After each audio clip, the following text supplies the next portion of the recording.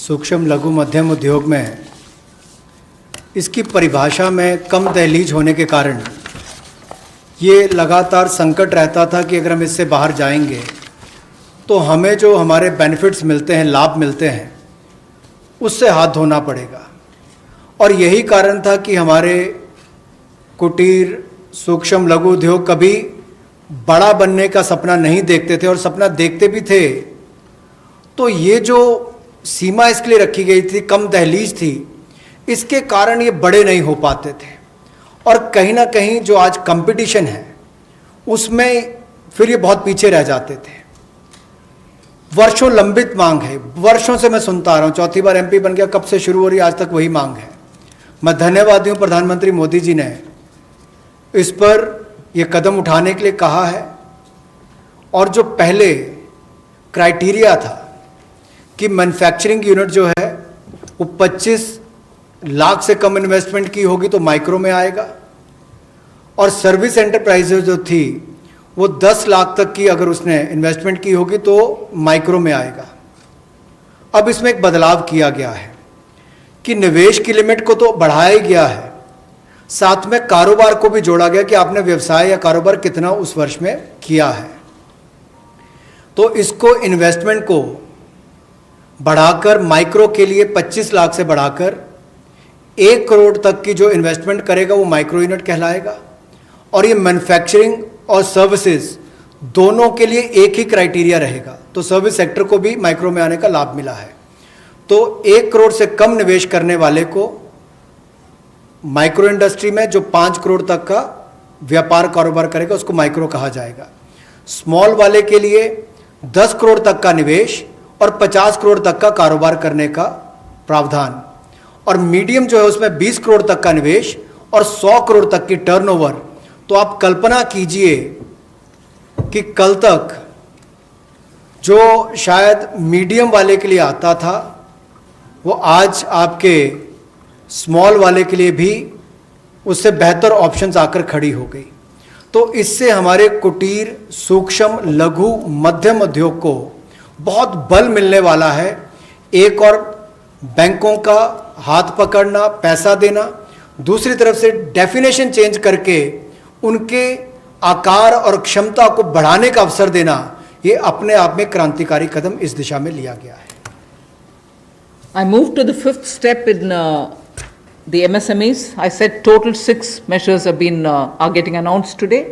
Of the 6, the fifth one is that for government procurement, tenders up to 200 crores will no longer be on global tender route, meaning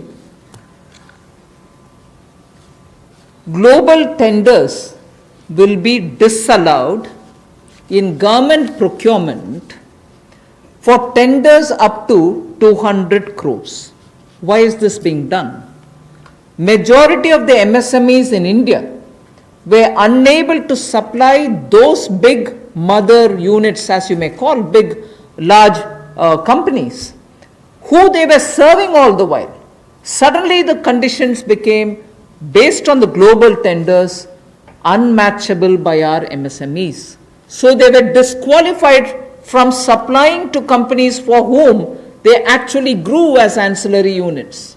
As a result, many of our MSMEs were not anymore able to participate in supplying products to many of these large units. So by bringing this condition now, we are saying for global tenders worth 200 crores or less, particularly for government procurement, they need not be global tenders at all. So this will make MSMEs do their business with a lot more confidence and carry on with it.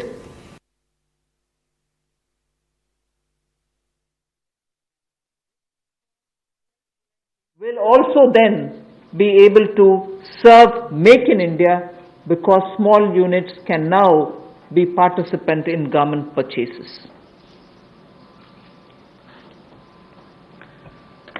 पिछली 2 slides में भी आपने देखा होगा कि कुटीर सूक्ष्म लघु मध्यम उद्योग के लिए कोलैटरल फ्री और कोई नई गारंटी दिए बिना एक और से ऋण उपलब्ध करवाना, उसके अलावा जो बाकी कदम उठाए गए और उनकी परिभाषा बदलने का काम भी किया गया, तो ये कदम उससे एक और स्तर ऊपर है कि ये सब बदलने के बाद उनको कामकाज जब मिले तो कंपटीशन में कहीं ना कहीं अनफेयरनेस जो होती थी उसमें हमारे लोकल उद्योग वो पीछे रह जाते थे। तो लोकल को बल, लोकल से ग्लोबल तक जाने की बात जो कल तक प्रधानमंत्री जी ने कही, उसी दिशा में एक ये कदम है।